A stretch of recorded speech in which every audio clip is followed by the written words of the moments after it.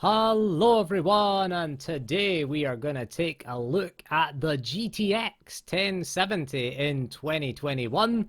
We're going to have a look at some games, some modern games, some classic games. You're looking at BioShock Infinite here as a classic game. This is running at 4K and ultra settings. So yeah, you can run older games pretty well on a GTX 1070. It is a bit old now. It is, 2016 it came out.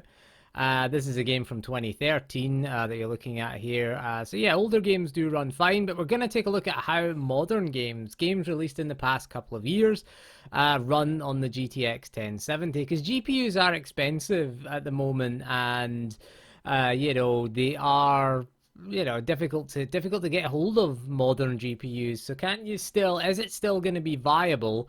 We're going to look at some 1080p, some 1440p. Little bit of 4K in there, but not much really, as again you're limited to older games. You can see BioShock Infinite runs really well. So explain a little bit about the system that we are running here. We've got a Ryzen 5 2600. Which is a reasonable, a reasonable mid-range CPU. It is an older Ryzen, it is a second gen Ryzen there, but it's still good, and this CPU is still good enough. We've got 16 gigabytes of DDR4 memory that's running at 3200 megahertz, so that shouldn't be any issue for that second gen Ryzen CPU. So what we're going to do is we'll take a look at quite a few games. Again, we'll start with an older game because yeah, older games are viable. Again, this is BioShock Infinite, 2013 game. It is, a game really from 2 generations ago on consoles. It was like a PS3, Xbox 360 era game, and most of those games they will run at 4K, and yeah, you can see the frame rate there. No real drops below 60 FPS. It is pushing that RTX 1070 to its limit, as you can see by the GPU usage there. But yeah, there's no real issues getting 4K above 60 FPS. It's not really a problem. But again, this is an older game. So if you want to run older games at 4K 60, then yeah, the 1070 is a reasonable choice. I will also point out that this is an Asus Strix 1070, in case you're wondering which version that we're using.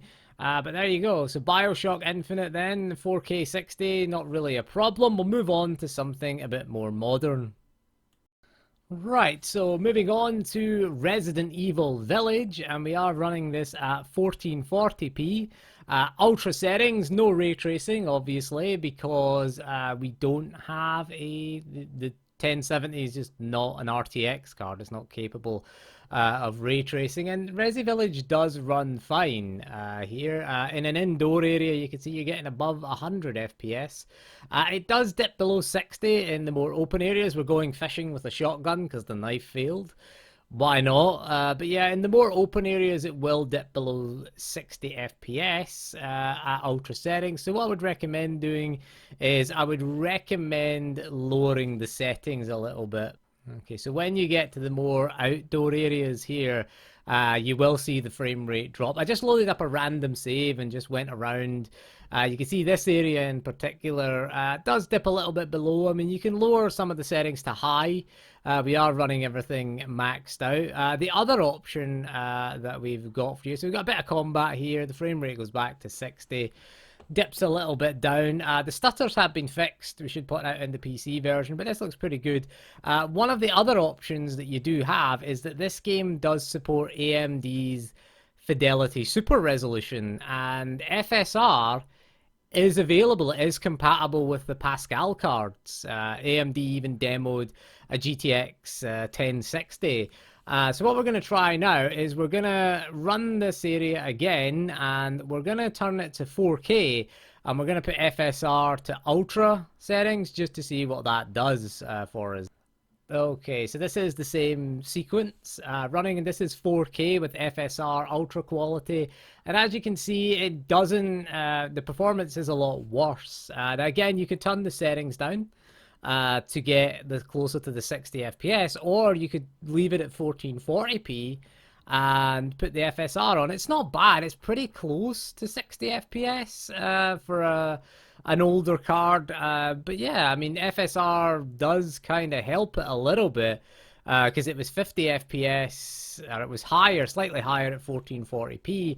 So ultra settings, there's ultra quality, quality this is, should point out for FSR. You could drop it to balanced, which would lower the game's internal resolution and improve the frame rate. But again, it is probably just recommend 1440p. Turn something like the shadow settings down to medium. Maybe the volumetric lighting, take that off of ultra, and you'd maybe do a bit better with that there. And you can get 60 FPS. It is possible to do 1440 and 60 FPS. 4K is just native 4K is not going to be possible. This is FSR 4K here, so it's not always going to be possible, certainly. But 4K, if you really wanted 4K with the resolution, it's not going to be native, but with the reconstruction, I think it looks good. I mean, I think it looks it's a pretty decent looking game, and it's not a million miles away. That's the thing. I mean, if you were happy enough, if you had a variable refresh monitor, it is playable. I mean, it's certainly playable, no doubt about it. It's not playable or anything like that. We'll go over here and talk to the Duke, because this kind of cutscenes kind of push it really hard. You can see by the GPU usage that we are fully GPU bound here. This scene, I think it looks pretty good. I think, yeah, I mean, it's difficult to tell the difference for me between native and FSR. You really need still images and to sort of look at certain parts of the image, but in motion, it looks fine. Particularly in a sort of fast-paced game. Resident Evil's not the fastest-paced of games, but for me it looks good, and for me it's pretty playable. Again, just turn some of the settings down or put FSR at 1440p to quality mode, and it would probably be fine. You can read the text fine on the on Rose there. That's his daughter for some reasons. There you go. See, it says Rosemary there. You can read that. He dropped his daughter. What a bad dad he is there. Anyway, so there you go. That is Resi Village. Runs okay. Did play a bit more of this than what we showed. We just recorded a little bit of footage there. But other than that, yeah, we'll move on to see something else now. Right, so Doom Eternal then, and as you can see by the stats on the right hand side, we're running Nightmare settings, not Ultra Nightmare, although you probably could turn the textures up to Ultra Nightmare texture settings if you really wanted.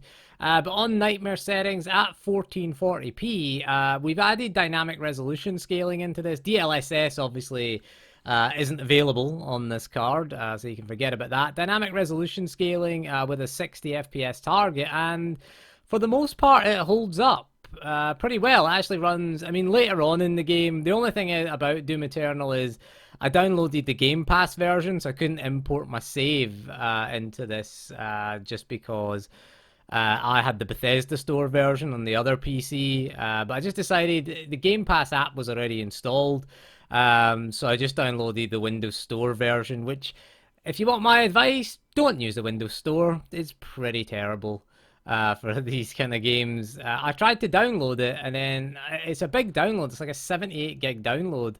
And what I did was I came back to it, so I sort of went to bed one night because it was getting too late, and I had about 30% download progress.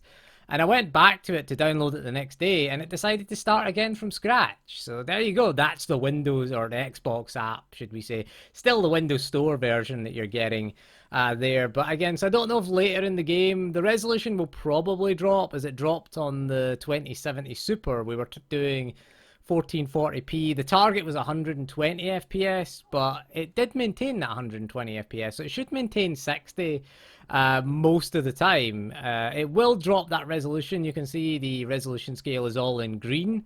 There's a little bit of a drop there. There was a little bit of resolution drop there, briefly, but it usually is just pretty brief. Usually in areas filled with enemies. So yeah, but Doom Eternal is a pretty well optimized game. Again, you're not going to get any of the next-gen features, because this really isn't a next-gen card. I missed the Arachnid there. I got him second time, though. Tried to, or the Arachnotron, whatever it's called. I missed it. Missed it with the, tried to shoot its big turret thing off its head. there with the sniper mode on the assault rifle there. So yeah, there you go. Doom Eternal is again a very well optimized game. And it runs fine again from last year. So move on to something that doesn't run very well then. And speaking of unoptimized games from 2020, this is Cyberpunk 2077. And this is 1080p and medium settings. And as you can see, it can't even get to 60 FPS. In fact, it struggles to hold 50 FPS in this game. This is a real disappointment. Again, Cyberpunk isn't the best optimized of games, really. You saw Doom Eternal, we were able to get a higher resolution and at least nearly double the frame rate of this. We were in the 70s and 80s in Doom Eternal. This is a different type of game. We're just driving around in the open world. One day we'll actually do that quest, because this is like Batman Arkham Knight. Really, where I've got 5 hours of gameplay time logged and only 1% completion. This is going to be like that, really. We're just going to use it purely for benchmarking. You can see here as we get into a more populated area of the city, dips into the low 40s, and yeah, we are GPU bound. Going into first person doesn't really make much of a difference there. But yeah, it's not really. CPU is sort of hitting the CPU quite hard. But yeah, it's a 6-core 12-threaded CPU that we've got there, so you know it should be able to run it. It is better than the last gen console version, so there's that. I mean, there's that. It's running higher graphics settings and medium, and there's no massive. It is running on an SSD. I should point out this is an SSD. It is quite a slow SSD. It's running on a WD Green. It's an M.2 drive, but it's not an NVMe drive. It is only SATA speeds. Here we've got a traffic jam. I'm just going to ram into these folks here. But yeah, driving through the city, 40 odd FPS. It can get into the 60s occasionally if you're in a smaller area.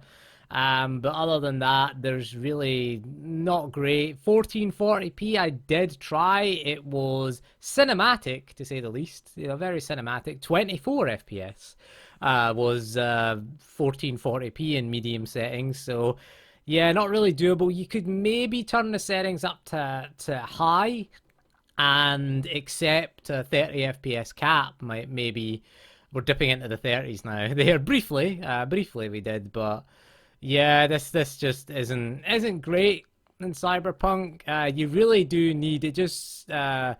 You really need a more modern GPU, a 20 series or a 30 series with DLSS to get the best out of this. Obviously, we can't use DLSS here because we don't have the tensor cores on this GPU. Ray tracing is obviously off. You can't even turn it on. It's grayed out in the menu.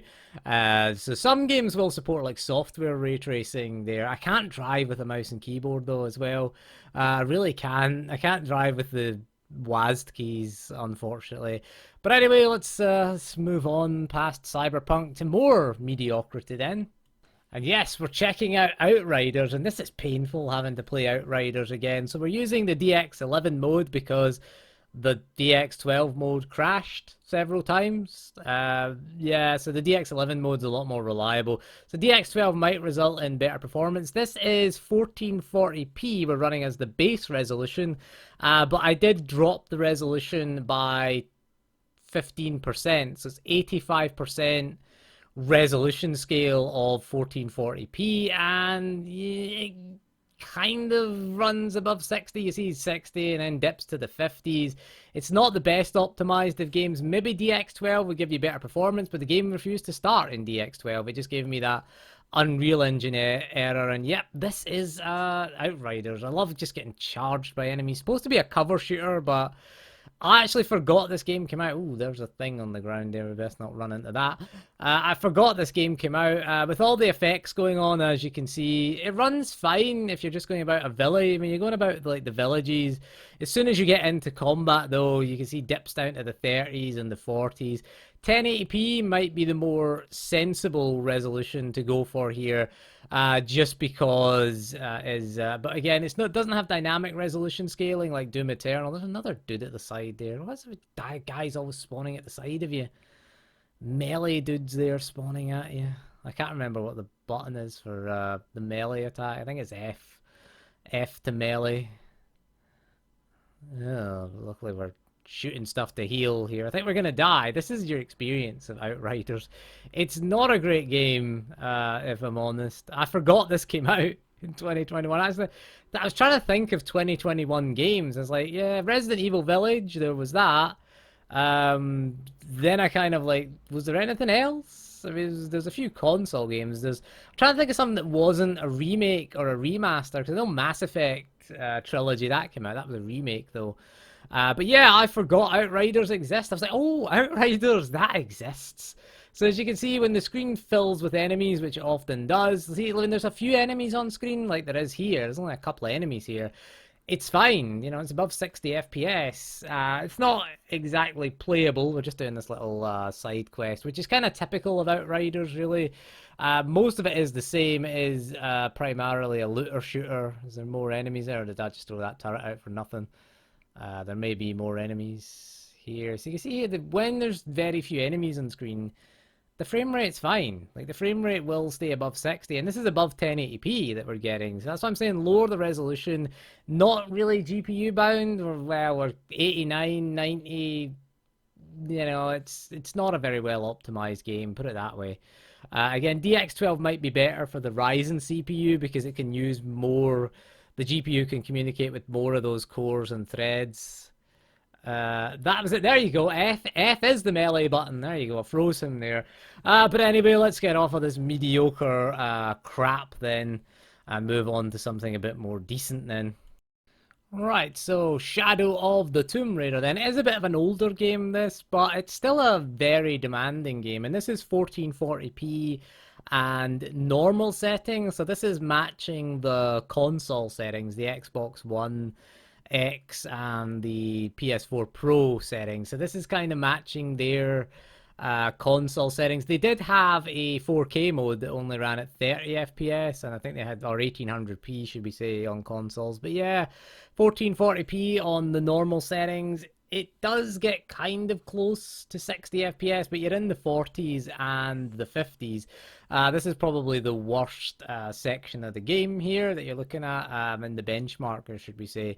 But yeah, it can get up to near 60 FPS in this section of the benchmark. It gets reasonably close, but to me, it's not close enough. I mean, it kind of matches the Xbox One X and the PS4 Pro's performance mode. 53 FPS is the average, which is not bad. It is playable. It's fully GPU bound, as you can see. But if you lower the resolution to 1080p, right, so if you lower it to 1080p and increase the settings to ultra, it runs fine. As you can see here, it's above 60 FPS. So I'd recommend this. I would prefer 1080p and the ultra graphics settings as opposed to 1440p and normal settings. I think it looks fine. I mean, it looks fine here at 1080p, and you're getting a much better frame rate. So you're getting higher graphics settings above the normal. So you're getting above the console settings here, and you're getting above that last gen console frame rate as well. Because yeah, you're getting their 1080p mode struggled. I mean, you get the odd little dip there, you'll see, to sort of 59 FPS, but other than that, it runs fine. The second section here runs it at its best here. You're getting above 80 FPS here, and it's pretty good. The final section of the demo where it zooms into the village, that's where probably the hardest part to. So as you can see, this section here, this section is pretty tough, but again, the frame rate is nice and solid. And I think, it's still a really good looking game, is Shadow of the Tomb Raider. There you go. So yeah, we're above 60 FPS here. Quite a demanding, quite a challenging game. It is mostly GPU bound, as you can see. We're in the upper 90s for the GPU usage there. Now, interestingly enough about Shadow of the Tomb Raider is it does allow you to run the ray traced shadows without an RTX card. So yeah, we'll take a look at the average frame rate in a second, and then we'll turn on the ray traced shadows just to see exactly what effect that has on the frame rate there. Right, so there you go, 1080p ultra settings. With I think the shadow quality is on high instead of ultra, but yeah, everything else is ultra. So with the ray traced shadows on, you can see here 1080p again. The frame rate is it's not a disaster really, but it is significantly lower. I mean, getting up into the 50s there. This is a GTX card, so I don't know. It lets you turn it on, so I don't actually know what difference it makes. It certainly gets to 60 FPS, but yeah, the frame rate is lower, so I'm guessing it has an impact. So there you go. Shadows, ray trace shadows. It lets you turn them on, but I don't know if they're working at all.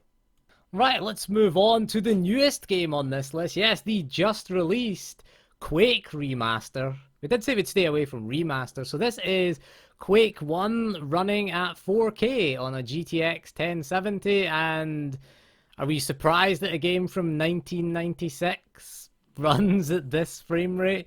We are, triple digits 4K, which is not bad really.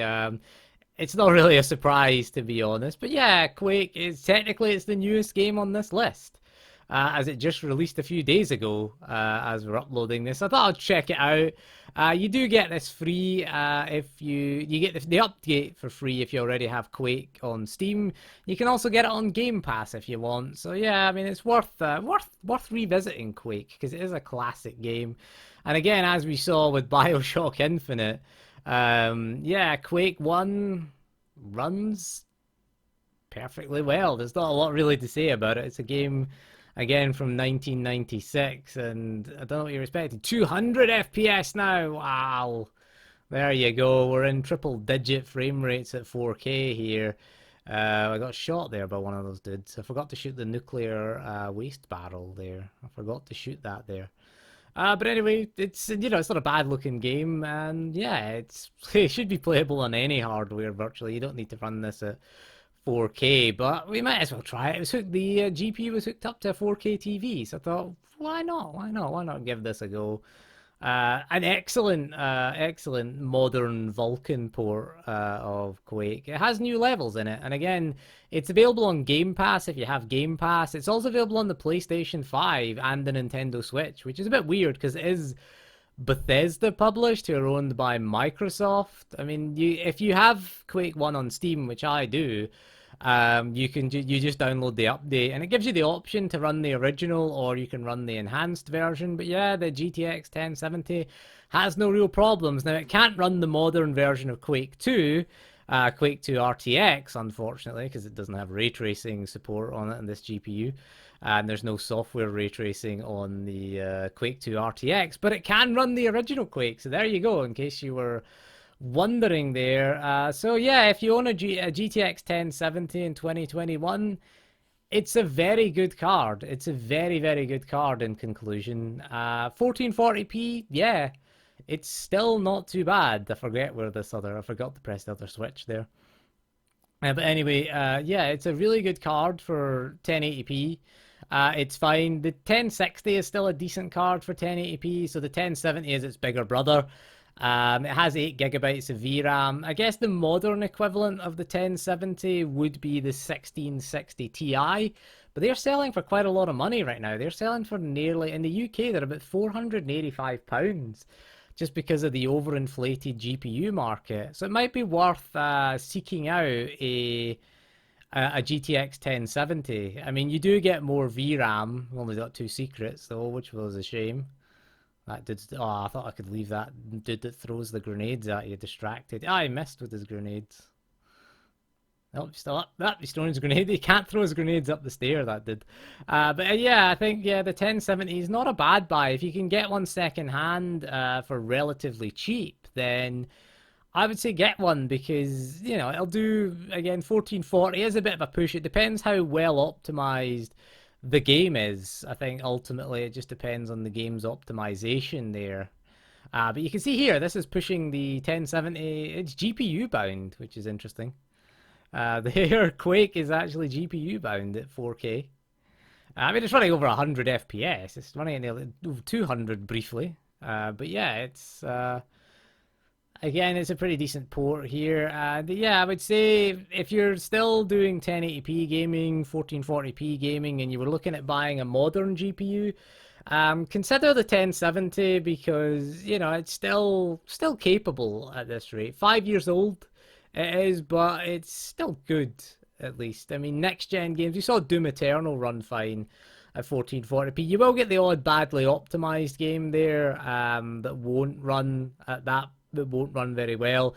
But then Cyberpunk doesn't really run very well on anything at native resolution. So I would suggest that it's just the game itself. But generally speaking, older games again, 4K 60, it's still a decent card. Having 8 gigs of VRAM really helps it out over something like the 1660 Ti and the GTX 1060 there.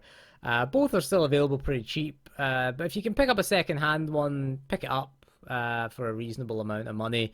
Still might be a bit inflated though, but yeah, for about £200-300, if you could pick one up, or maybe $300-400, the 1070 is still a very good card. Look at that knight thing there's face. Badly rendered face there. I like that. That's pretty good there.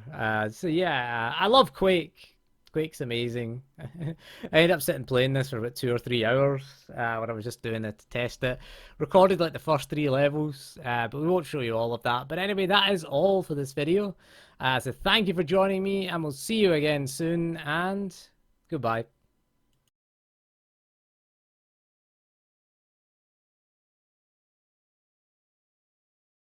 Okay, so I actually forgot I recorded Days Gone when I did this video. So here we go. This is Days Gone then.